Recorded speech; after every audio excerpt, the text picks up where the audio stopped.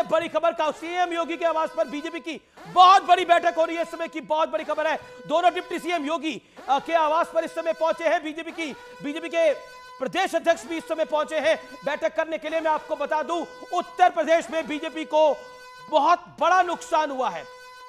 Amit Singh phone line पर है, हमारे संवाददाता, सीधा किशोर उनका रुख कर सकते हैं। अमित हमारे साथ हैं फोन लाइन पर लखनऊ से। लखनऊ में बड़ी बैठक हो रही है, बीजेपी के खिलाफ गए।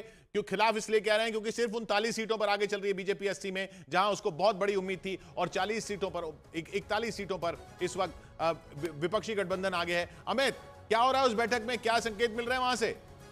देखिए, जिस तरीके से बीजेपी का परफॉर्मेंस इस चुनाव में रहा है, अब ये अनएक्सपेक्टेड था। हर कोई ये मान के चल रहा था कि 65+ आएंगे, लेकिन जिस तरीके का परफॉर्मेंस है उसके बाद जो है इस वक्त सीएम आवास पर यानी 5 कालिदास मार्ग पर मुख्यमंत्री योगी आदित्यनाथ, दोनों deputy CM Brajesh Pathak, Keshav Prasad Maurya, BJP के प्रदेश अध्यक्ष भूपेंद्र चौधरी बैठक कर रहे हैं। तो जाहिर तौर पर यह बैठक परफॉर्मेंस को लेकर ही है कि क्या, और उस पर समीक्षा करेंगे कि आखिरकार इस तरीके से क्यों हो रहा है।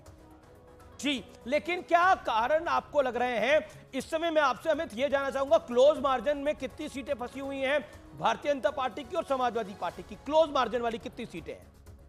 देखिए, क्लोज मार्जिन वाली सीटें अगर अमित बात करें तो 7 से 8 सीट ऐसी हैं क्लोज मार्जिन जो 5000 के अंदर में। वो किसकी तरफ है? वो जो 7-8 सीटें हैं उसमें बीजेपी की कितनी तरफ है और अलायंस की तरफ कितनी सीटें हैं?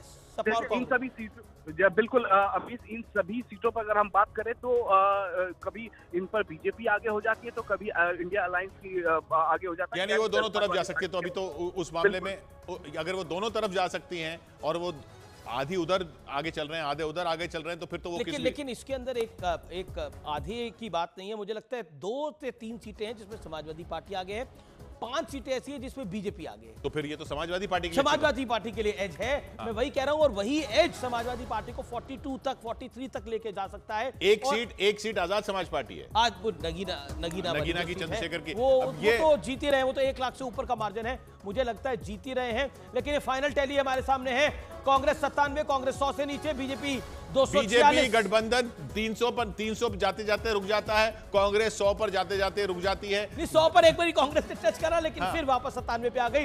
लेकिन बीजेपी 240 से 246 की रेंज में इस समय ट्रैवल कर रही है। बीजेपी 250 पहुंचने का स्ट्रगल कर रही है, एनडीए गठबंधन 300 पहुंचने का स्ट्रगल कर रहा है। कॉन्फिडेंस मानता हूं विपक्षी दलों का, और वो इसलिए कि देखिए बीजेपी का नंबर ज्यादा है, लेकिन बीजेपी ने अपनी जीत का, जिसे कहते हैं 400 पार का जो नारा दिया, उससे बीजेपी पीछे जा रही है, तो विपक्ष उसको सेलिब्रेट कर रहा है। लेकिन एनडीए यहां पर पूर्ण बहुमत के साथ इस समय सरकार बनाता हुआ दिख रहा है।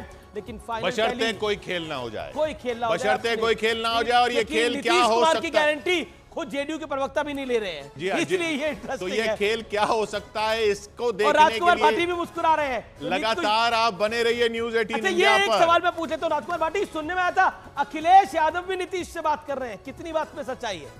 नहीं, अखिलेश यादव जी की ये विशेषता है कि वो सभी नेताओं से, पक्ष विपक्ष दोनों तरफ के नेताओं से मधुर संबंध रखते हैं, और नीतीश कुमार जी तो ये मधुर संवाद क्या गुल खिला सकता है? कांग्रेस के नेता रणदीप सिंह सुरजेवाला का ट्वीट है, देश में आज मोहब्बत की जय, अहंकार की पराजय, ये लिखा है। नवीन जिंदल अपनी सीट पे आगे चल रहे हैं, ब्रेक ले रहे हैं, छोटा सा वापस आ रहे हैं तुरंत व्यूअर्स।